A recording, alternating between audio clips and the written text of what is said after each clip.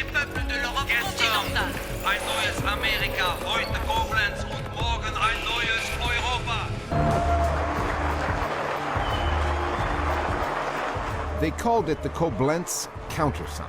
On the guest list, Marine Le Pen, the leader of France's Front National, Geert Wilders, head of the Dutch anti-Islam Freedom Party, as well as delegates from other euro-sceptic or far-right parties in Italy and Austria.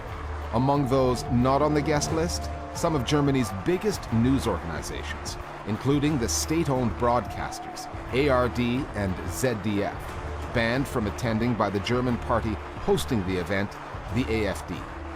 Their main target in Germany is the state broadcasters, the public broadcasters, which are somewhat similar to the BBC in the UK. Die Spitzenleute von Europas Rechtspopulisten haben in Koblenz über die Wahlen beraten. These are very large broadcasting operations, and they really control, to a large degree, the media market in Germany. That's a key strategy for them now, and I spoke to one of my sources at the AfD yesterday, and he said that he foresees that becoming the norm for the AfD, that any event, any conference, anything they're able to control access to, they'll continue to ban journalists that they see as being against the AfD, and this is obviously a way to control what is written about them. They're trying to tap into this discontent in the broader populace, this feeling that this is really the elites who control the message here. This is a very PC message that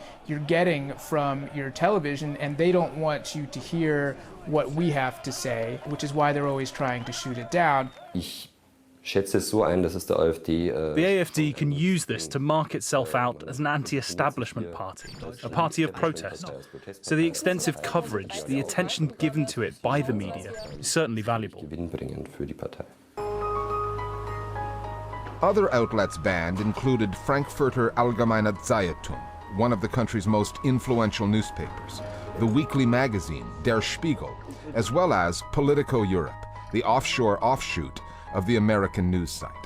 By picking a fight with some of Germany's biggest mainstream news outlets, the AfD is tapping into suspicions many Germans have of their media establishment, a feeling not limited to the political right. The distrust of the media in Germany isn't just coming from AfD supporters. I mean, 44% of people in Germany distrust the media, yet the AfD right now is polling at about 15% of the population. So that's a very troubling figure, because this isn't to say that it's just people with extreme views who don't trust the media anymore. It's a very big portion of the population. The AfD, for example, started its own internet channel, a video channel.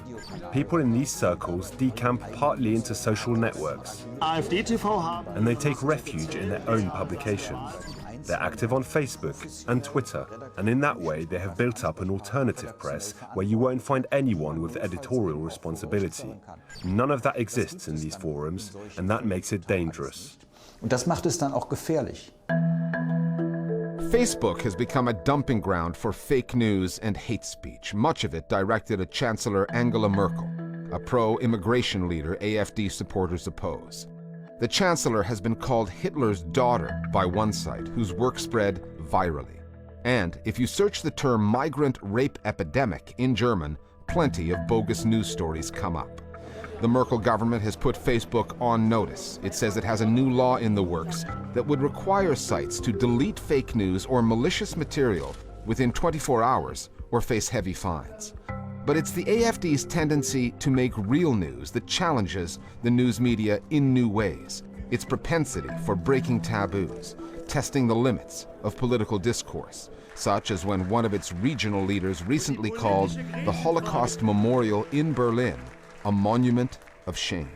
And these are things that obviously are very incendiary, and you run into this question, well, how much attention should the press pay to something like this? Clearly he's trying to draw attention to himself. The mainstream press come after him, and a lot of people call him a Nazi. And that again sort of fuels his supporters that say, you see, you can't say anything against what's going on in this country or you're accused of being a Nazi. Und seitdem ist die AfD vor allem mit The AfD uses taboo-breaking statements and actions and uses this to publicise and promote itself. You could say there is an interplay.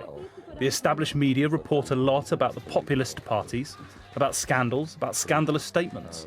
Partly this is for economic reasons. It sells more papers. At the same time, politicians are dependent on the publicity, so it's possible to speak of a symbiosis. Both sides can profit. What gets covered by the media often fails to address whether this is, in fact, a conscious attempt to provoke.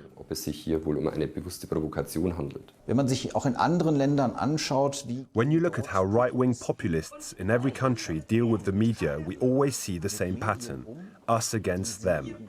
I don't deny that there is a basic mood among the population that fans the flames of the AfD and other right-wing or even extreme right-wing parties, but the media represents for many a convenient shared enemy. That's why we, as journalists, have ended up in a situation that we've never been in before, in which we have to explain our job and our craft. unser Handwerk erklären müssen. And the situation is not unique to Germany. Across the continent, populist, right-wing parties are on the rise. In the Netherlands, Geert Wilders' Freedom Party is leading in the polls with elections just 6 weeks away. France holds the first round in its presidential vote a month later, and Marine Le Pen's party looms large. Chancellor Merkel is expected to face the German electorate probably in September. The battle for hearts, minds, and ultimately votes will be intense. And the debate over whether the mainstream media can be trusted and what, in a post-fact world, constitutes the truth could prove central in which way Europe turns in 2017.